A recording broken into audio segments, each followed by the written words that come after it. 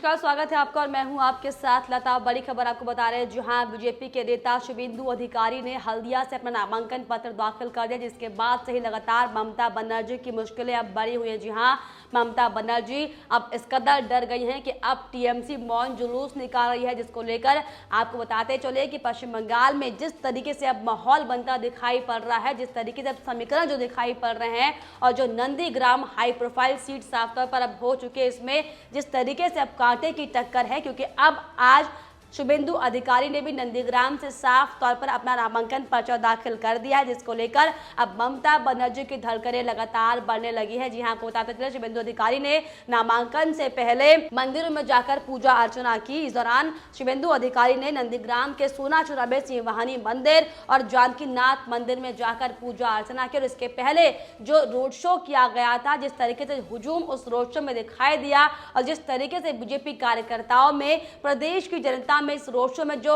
उत्साह देखा गया था, साफ तौर पर इस उत्साह को देखकर अब टीएमसी पार्टी की धड़कनें लगातार बढ़ने लगी, क्योंकि अब वक्त बहुत कम बचा हुआ है। लेकिन अब जिस तरीके से लगातार बीजेपी की लहर दिखाई पड़ रही है प्रदेश में और जो परिवर्तन जनता अब तक चाहती थी और वो परिवर्तन अब साफ तौर पर होता हुआ प्रदेश में दिखाई पड़ रहा है, तो ममता बनर्जी की जमीन अब खिसकने लगी है। और शायद यही बड़ी वजह है कि अब ममता बनर्जी लगातार तमाम हथकंडों को इस्तेमाल करने में लगी हुई हैं, क्योंकि उन्हें अब ये डर सता रहा है कि अब उनकी जो सत्ता थी वो उनसे छिनने वाली है। क्योंकि जिस तरीके से नंदीग्राम सीट से उन्होंने चुनाव लड़ने का जो ऐलान किया है, ये साफ तौर पर इशारा करता है कि आपने खुद ही अपनी हार को निमंत्रण दिया है। जिस तरीके से आपको बताते चले कि नंदीग्राम सीट वो सीट है जहां पर शुभेंदु अधिकारी पिछले 2016 में उन्होंने चुनाव लड़ा था और काफी अच्छे मतों से जीत हासिल की थी। क्योंकि जिस तरीके से नंदीग्राम सीट की अगर हम बात करें तो वहां की जनता शुभेंदु अधिकारी के नाम पर भरोसा करती है और यही बड़ी वजह है कि अब शुभेंदु अधिकारी से जो टक्कर ममता बनर्जी ने ली है, खुलेआम जो चुनौती उन्होंने दी है, ये इसका उनको खामियाजा बुरी तरीके से भुगतना पड़ेगा। क्योंकि साफ तौर पर जो रोड शो हुआ था, जिसमें केंद्रीय मंत्री धर्मेंद्र प्रधान भी शामिल हुए थे, इसके अलावा केंद्रीय मंत्री स्मृति ईरानी ने भी इस रोड शो में उन्होंने हिस्सा लिया था। और जिस तरीके से जो हुजूम देखा गया, जो जोश कार्यकर्ताओं में देखा गया, जो उत्साह कार्यकर्ताओं में देखा गया, इस साफ तौर पर बयां कर रहा है। जो तस्वीरें सामने लगातार आ रही हैं दमखम के साथ, जिस तरीके से नामांकन से पहले जो रोड शो किया गया था, वो साफ इशारा कर रहा है कि अब पश्चिम बंगाल में और खास तौर पर नंदीग्राम सीट में बड़ा परिवर्तन होने वाला है। क्योंकि अब तक आपको बताते चले कि शुभेंदु अधिकारी टीएमसी के विधायक वहां पर थे, लेकिन टीएमसी का साथ छोड़कर उन्होंने बीजेपी में शामिल होने का मन बनाया था। जिसके बाद बीजेपी में शामिल होने के बाद बीजेपी ने नंदीग्राम सीट से उन्हें टिकट दिया था, जिसको लेकर आज शुभेंदु अधिकारी ने अपना नामांकन साफ तौर पर भर लिया। और इस दौरान आपको बताते चले कि नामांकन से पहले भारी रोड शो यहां पर किया गया था और इस रोड शो में केंद्रीय मंत्री धर्मेंद्र प्रधान सहित केंद्रीय मंत्री स्मृति ईरानी भी शामिल हुई थी। तो जिस तरीके से लगातार जो माहौल अब बना हुआ है और जिस तरीके से ममता बनर्जी घबराई भी दिख रही हैं, कभी वो लगातार चोट को हमला बता रही हैं और अब जो टीएमसी के नेता लगातार चुनाव आयोग जा रहे हैं, ये आरोप लगा रहे हैं कि बीजेपी की ओर से उन पर हमला किया गया था। तो ये साफ तौर पर उनका डर है, ये टीएमसी पार्टी की घबराहट है जो अब इस कदर सामने आ रही है, जब उन्हें लग रहा है कि अब कुछ और नहीं बचा करने को। तो अब उन्हें लगा कि पब्लिसिटी स्टंट करना बेहद जरूरी है, क्योंकि जिस तरीके से प्रशांत किशोर इस पूरी कहानी को रचते हुए दिखाई पड़ रहे हैं, जैसे उन्होंने अरविंद केजरीवाल के लिए पूरी स्क्रिप्ट तैयार की थी चुनाव जीतने की, शायद वैसे ही अब वो सोच रहे हैं कि ममता बनर्जी के लिए जो स्क्रिप्ट तैयार की गई थी उसके तहत अगर हम चलेंगे तो शायद पश्चिम बंगाल में जो भोली भाली जनता उसे लूट पाए। लेकिन अब जिस तरीके से साफ तौर पर लोगों को समझ आने लगा है कि ममता बनर्जी सिर्फ और सिर्फ वो पार्टी की नेता है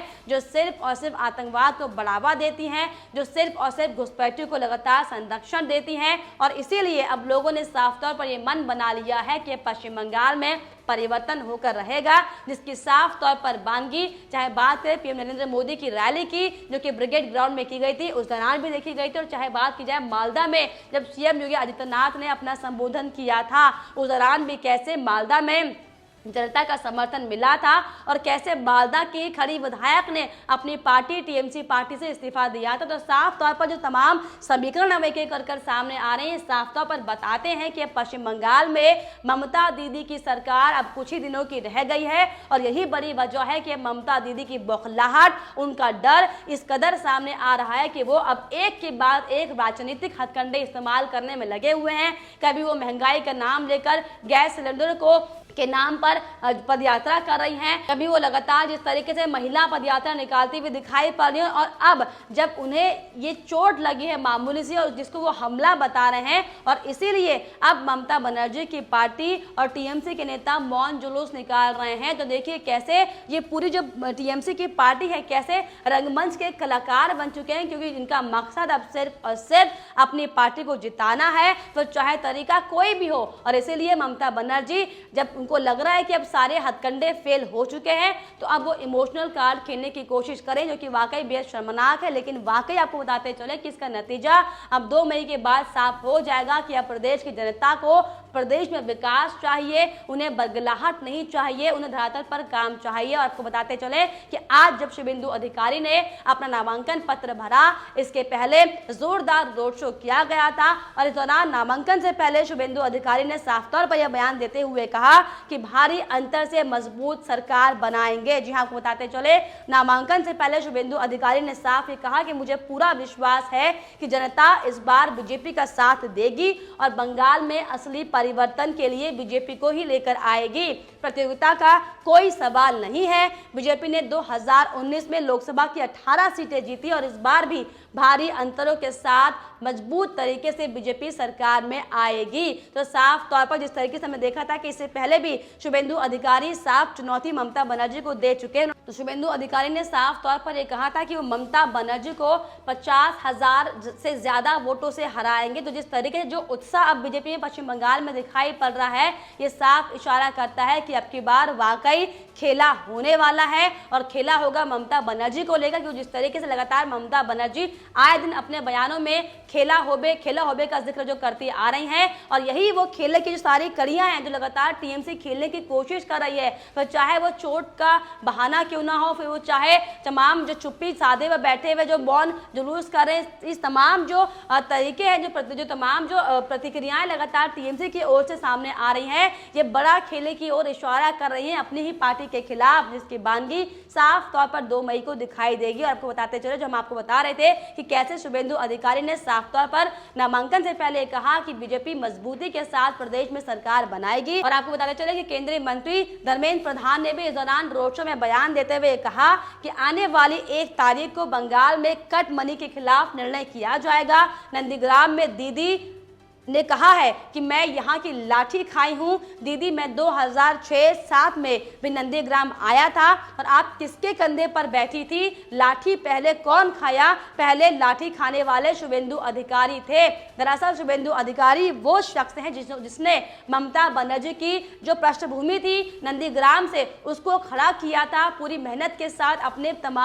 अपने पूरे योगदान के साथ। और यही वो बड़ी वजह है कि आप नंदीग्राम सीट से बीजेपी ने अपना उम्मीदवार शुभेंदु अधिकारी को बनाया है, क्योंकि जिस तरीके से शुभेंदु अधिकारी जो लोकप्रिय माने जाते हैं नंदीग्राम सीट पर, और इसीलिए बड़ी वजह है कि अब ममता बनर्जी लगातार घबराहट में है, क्योंकि उन्हें ये डर सता रहा है कि अब हो सकता है कि नंदीग्राम सीट जो हालांकि वो पहले मन बना रही थी 2 सीटों से लड़ने का, लेकिन अब उन्हें ये लग रहा है कि जिन्होंने फैसला नंदीग्राम सीट से लड़ने का जो लिया था शायद वो गलत हो सकता है, क्योंकि अब जिस तरीके से जिस लोकप्रियता के साथ शुभेंदु अधिकारी आगे बढ़ते हुए दिखाई पड़ रहे हैं, ये साफ तौर पर इशारा कर रहा है कि ममता बनर्जी बेहद बुरी तरीके से घबराई हुई हैं और उनकी घबराहट का माहौल ये है कि वो अस्पताल में बैठी हुई हैं और वहां से लगातार ये कहते हुए दिखाई पड़ रही हैं कि मैं व्हीलचेयर पर बैठकर भी चाहे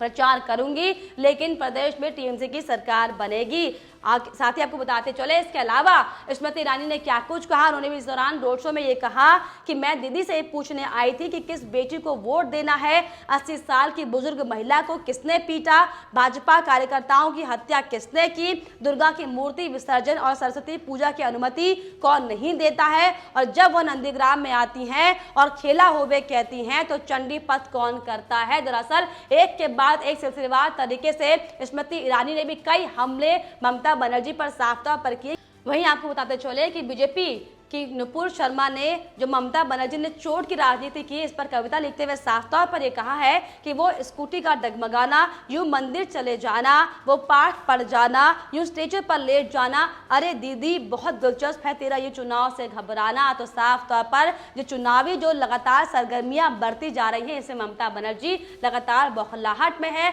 लगातार घबराहट में, और यही बड़ी वजह है कि अब वो चोट के नाम पर राजनीति करने की कोशिश करती नजर आ रही हैं। जिस तरीके लगातार ममता बनर्जी तमाम तरीके के वादे और दावे करती हुई दिखाई पड़ती हैं, लेकिन अब धरातल पर जो तस्वीरें साफ तौर पर दिखाई पड़ रही हैं, ये बड़ा इशारा करती हैं कि अब की बार प्रदेश में मोदी के नेतृत्व में बीजेपी की सरकार बनने वाली है। जिस तरीके से नंदीग्राम पूरी तरीके से हॉट सीट हो चुकी, क्योंकि जिस तरीके से ममता बनर्जी ने वहां पर दावेदारी ठोकी है, शुभेंदु अधिकारी भी वहां से बीजेपी के प्रत्याशी, और अब जिस तरीके से कांटे की टक्कर नंदीग्राम सीट पर है, लेकिन जो साफ तौर पर जो अभी जो उत्साह दिखाई पड़ रहा है और जिस तरीके से शुभेंदु अधिकारी के रोड शो की अगर हम बात करें तो कैसा जनता का जनसैलाब वहां पर दिखा, जो हुजूम वहां पर दिखा, ये साफ तौर पर बड़ा इशारा कर रहा है कि नंदीग्राम सीट चाहे कुछ भी हो जाए, चाहे ममता बनर्जी कोई भी कार्ड